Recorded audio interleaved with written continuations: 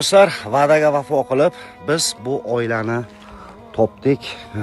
Do'stlar, sharoit ko'rsataman sizlarga hozir.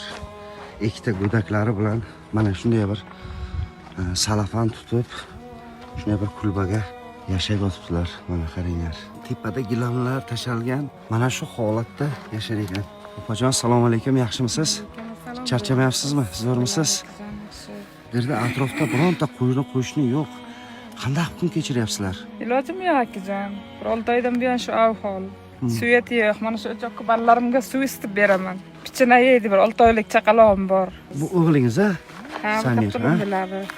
Birovda eshigiga bordik, Rabat mahallasiga 5-10 kun turdik. Ayajon shu chaylaga chiqaylik, mana shu chayla yaxshi deydi. Hech kim gapirmaydi deydi. Bir non jasa, bir choy ichsa to'giladi. Umoq tushirma deydi. Uydagi misol yomonlashamiz, ayajon shu umoq tushirsam burishmaysiz deydi. Chaylaga boraylik deydi. Ilojim yo'qligidan mana shu yerga kelib o'tiraman. Bir hamsa bir ko'sa ovqat olib keladi. Nimadir deb Xudojon deyman, ballalarimni rizqini o'zim deyman.